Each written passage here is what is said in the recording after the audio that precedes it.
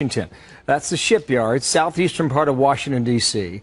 The small map on the right gives you a little bit of an idea as to where this is. It's right smack dab in the heart of our nation's capital, with the U.S. Capitol building up to the north and west about 2 miles based on the location for that screen. Peter Ducey is on scene. Peter, what do you see? How close are you? Bill, we're as close as the police will let us get here, and I got to tell you, it is a pretty frightening scene right now. We pulled up, my photographer and I. It took us about 5 minutes to get here from the hill. And as soon as I opened the car door to step out on the sidewalk, a man in full military fatigues with a long gun went sprinting down the sidewalk. We're on a civilian street near the Navy Yard. And as soon as we stepped out, we saw that man running past. He was going somewhere in a hurry, and he disappeared behind some police line. We've got a coordinated response with officers from D.C. Metro. We've seen armored personnel carriers. We've seen multiple ambulances, although at this point we're told one injury confirmed. And again, we're as close as they'll let us get to that right now. But it is pretty chaotic here.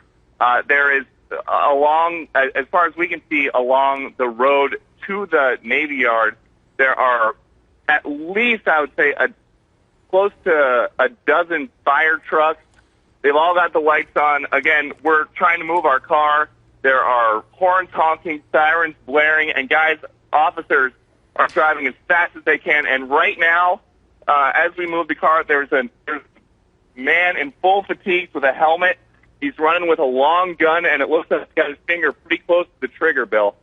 Peter, he's a U.S. Marshal. Yeah, the report we're getting is this started at 8:20 Eastern Time, which would have been about 50 minutes ago. Do you get a sense of how busy that area is on a Monday morning between 8 and 9 a.m.? It's busy, Bill. We know that in the building where the shooting took place, there are 3,000 people right now that work there who are sheltering in place. But if this did start 50 minutes ago, which is what all the reports we have received are, they certainly do not have a full handle on the situation right now because, again, it is frantic right now. It is. Things are frantic. People are running full steam in many different directions. It's not a situation like you see in a lot of breaking news things where everyone is running in one direction. People are running all over the place. And right now in the distance, I'm looking at what appears to be some kind of an armored, I can't tell which agency it's with, but it is an all-black armored vehicle that's being escorted by probably a half a dozen police cars. And again, now it is in place near where the most action seems to be with fire trucks and ambulances and police cars. But this is something that you do not like to see rush hour on a Monday morning, men in full fatigue with long guns running down a civilian street. And again, I've seen one running up the street one way and one running the other way. So whatever is happening right now, this is an active situation. Understood. And Peter, we're looking at a parking lot in the near ground, and there are cars there, several of them, and there's a large red brick building in the background. Right. Is that your view too? Yes, I'm standing in the back corner of that parking lot, and again, we're seeing it's almost like you would see with a presidential motorcade.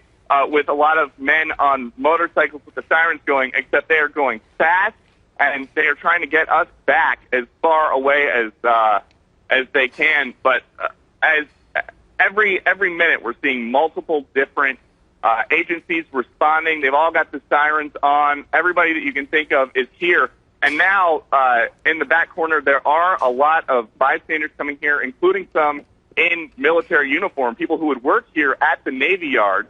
And they want to know what's going on, but whatever it is, it's intense. It is pretty chaotic right now, Bill. Washington Post now reporting 3 to possibly 4 victims involved in this. I want to bring in Ed Ziegler, who is on the phone with us. He is Director of Public Affairs for the Navy Yard. Obviously, Ed, a very frightening and tense morning for all of you. Yes, it has been. Tell me a little bit about what you know, sir. Well, this morning we received reports of shots fired in Building 197, as you reported. The Navy District Washington Police and the D.C. Metro Police responded. As you know, this is an ongoing, developing situation, so just be careful with any reports that you get because, a lot of this can change as time goes on. So. Understood.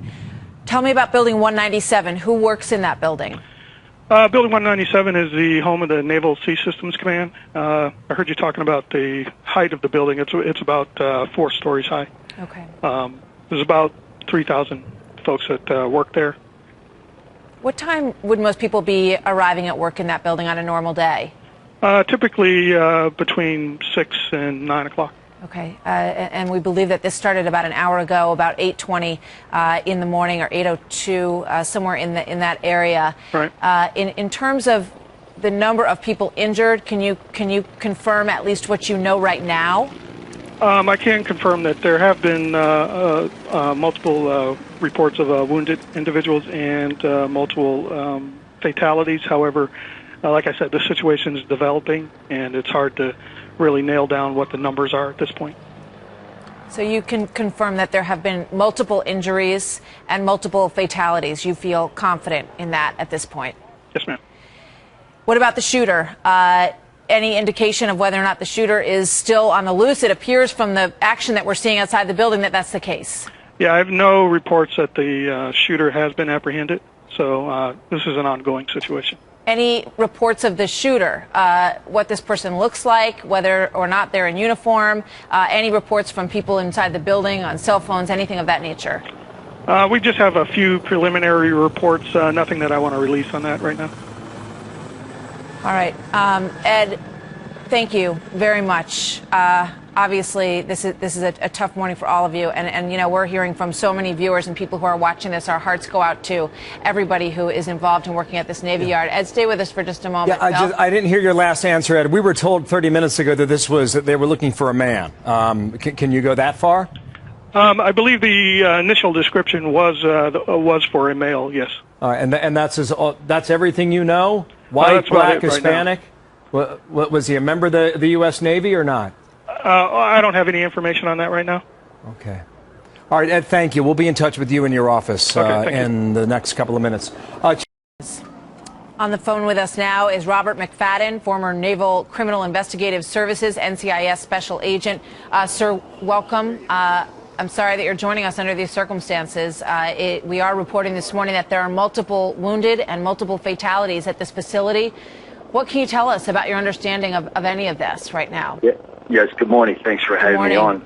Well, I worked for a number of years myself on the Navy Yard in Southeast D.C. My former organization, NCIS, had its headquarters there and just moved in the last year to a new location to the south in Quantico.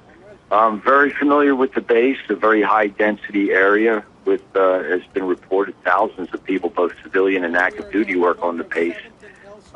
Very, very secure, very well guarded. In fact, there's only one location where a visitor can enter the base not having business there or doing business there. You would need a visitor pass and badge.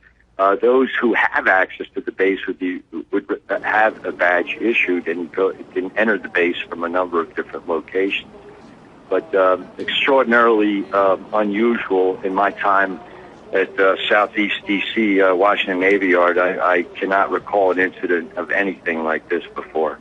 Yeah, we are looking at the views outside the building right now, near Building 197, where we believe that this happened.